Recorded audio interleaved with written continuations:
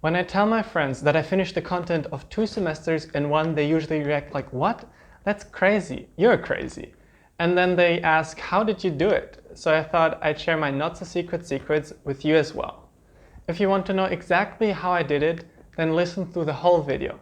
As a little bonus, in the second part of the video, I'll share exactly how I spent my time and how you can set up a study plan yourself that's filled completely to the brim as well. If you think this video might be helpful for your friends as well, please consider sharing it. First things first, I was extremely lucky to be in a position where I could arrange my circumstances in a way where this was even possible. I'm not saying it's not possible to achieve the same results under different circumstances, but I definitely would expect things to be a lot more difficult. On the other hand, I also don't want you to get the impression that this is super easy and everyone regardless of their situation can and should do it. So without further ado, here are my top 10 tips to help you navigate your next extremely challenging academic semester. Be interested in the subject you're studying. By that I don't just mean overall interest in the area. I mean an intrinsic motivation to study every single course you're taking this semester. This is why I would say pulling this off in your master's is much easier than during your bachelor's. In fact, I would say achieving this in my bachelor's would have been close to impossible. Second, pick courses that you do have some prior knowledge about. This could be because you did specialize on a certain subject area in your bachelor's, or just a topic that you have been following outside of the classroom environment. Of course, if you have some prior courses to transfer in, or just exams that only extend a slight bit further than your undergraduate courses, take these advantages. To finish your semester in such a rush, taking shortcuts like these is essential. Third, aim for overlap between your subjects. Obviously, universities don't allow you to take courses with almost the same content. However, some courses within a certain subject area do have overlap and expand on each other's concepts. You want to pick courses like this. Maybe you can choose a research project that applies the theory you learn in another course. Maybe one course can cover the high level and another course can cover the low level of a topic. Don't pick too many courses that are regarded as difficult. Especially at master's level, there are courses that are known to have an extremely bad effort to outcome ratio. On the other hand, there are some courses that are just known as super easy. I would not recommend picking only easy courses as well, because that will probably not align with your intrinsic motivation. However, going to the other end of the spectrum and picking super interesting but famously difficult courses won't work either. In my experience, picking more than 1 or 2 difficult courses out of your total 8 courses will set you up for failure. Next step, no social media. You need to fully focus on your studies, and using social media will distract you and remove your focus. To pull this off, you need to be able to study 10+ hours, at least some days, if not most days a week. This is not some magical shortcut, and it's simply long hours of focused work. Using social media will make it close to impossible to get multiple uninterrupted hours of work. I also recommend turning off your notifications on your phone and your computer during your work hours. Finally, not using social media in the morning and the evening will make it much easier to fall asleep in the evening and get out of bed in the morning. If you're curious about a more in-depth look into my 6 months without social media, then please leave me a comment. Next step, don't do part-time work or internships. You will have to spend all your time on your studies. Sure, I myself didn't stick to this 100%, and you can later in the video see how this exactly affected my study routine, but I can tell you so much, it suffered quite a bit. Anyways, the fact you can't gain work experience during this semester is also why I would recommend using this approach only to students that already have plenty of experience to show for. Seriously, it's not worth to graduate and finish your degree quickly but don't have any practical experience. I only did what I did because I already had a job lined up after graduation. So all I cared about was finishing things quickly as possible. Next, no extracurricular activities. While I did take plenty of time to spend with my friends and especially my girlfriend, I allocated 0 time towards any other activities. I did short but very exhausting workouts, that's it. I dropped all my commitments in student clubs and university organizations.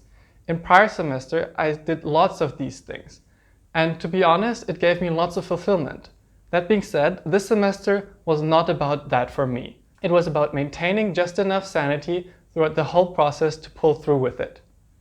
Next step, find supportive supervisors. If you're planning on doing research or project work during this semester, I would highly recommend choosing a supervisor that you are already familiar with. For me, that was my bachelor thesis supervisor that I knew and trusted. He also understood that this semester I was going through a particularly tight schedule, and he helped me out navigate through this semester in research meetings. Again, as with work experience, it's much more valuable to have deeper research experience and maybe even publications than just classwork.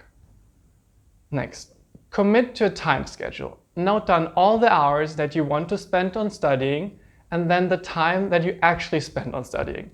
Also note down what other big time commitments you took on each day. Having this data will be extremely useful to determine how effectively you're spending your time.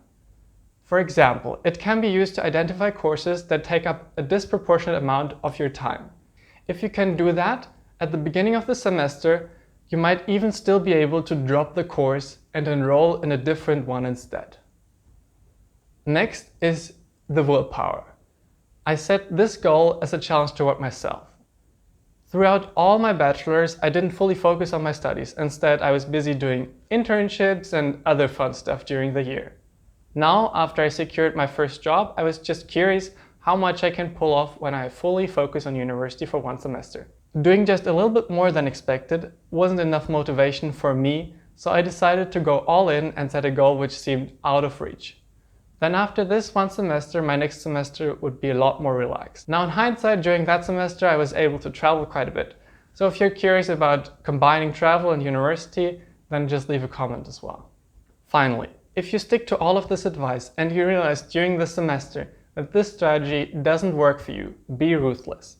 Be ruthless in dropping the subjects that you hate, especially the ones that you originally thought you would enjoy so much. It's better to finish the semester well, with a couple of credits less, but strong results, rather than bad overall results, maybe even failing multiple classes and ending up with less credits anyways. Remember, university is about learning something for yourself, and if you feel like drinking from a fire hose and then puking it out right after, it's probably not worth it. Doing 2 semesters in one is probably not sustainable for a whole degree, and I certainly didn't attempt to do so myself either. With these remarks, let's go to my individual study plan. So at my university, the default number of credits per semester is 30, and I almost achieved 60 last winter. To be exact, I did 58 credits. In Europe, 1 credit should equal about 30 hours of studying. So in a given semester, you're expected to study about 900 hours. Divide that by the 15 weeks of lectures, and we end up with 60 hours a week. Now I would claim from my personal experience that almost no sane student actually studies 60 hours a week, so my more realistic assumption are 40 hours a week, or 20 hours per credit. Now of course, there's no way you can take those 40 hours and just multiply them by 2 and not be completely overwhelmed by 80 hours of studying each week. I might study 80 hours during exam season for a week or 2, but that's a surefire way to burn out. Still, even if you only study 60 hours each week, I also don't think that's super sustainable. Therefore, definitely make use of retake exams and projects with flexible deadlines if possible. This allowed me to add an additional 10 weeks to my semester and making great use of my holiday breaks. Obviously, this means no internships or even much relaxation, but I would argue that 40 to 50 hours a week over a span of 25 weeks is much more sustainable than over 60 hours over the course of 15 weeks. So let's revisit my own advice with my timetable. I blend it in here and see how I applied it. First, my subject interest. This semester I was highly interested in computer architecture. So I picked subjects that closely align with these interests. Second, picking courses you have prior knowledge about.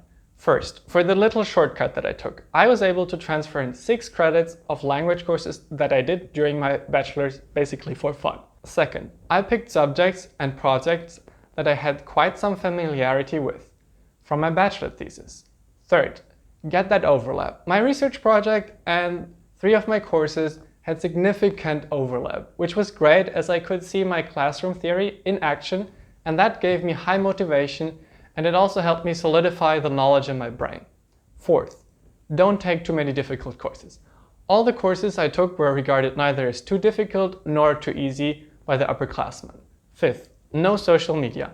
I didn't strictly adhere to this for my first 2 months. However, I was so busy with life that I mostly spent the little time that I had with friends. For the next half of the year, I got really strict with my usage, and I actively blocked all social media, which made quite a big difference to me. No part-time work then. In the first few weeks, I didn't stick to this, which led to 50-hour plus weeks, even at the beginning of the semester, which is usually quite relaxed. After this time, I rarely had to go significantly over 40 hours. Bear in mind, however, that I completely gave up on my spring break to hand in a project and make use of the retake exams. This makes it impossible to do another internship during that time.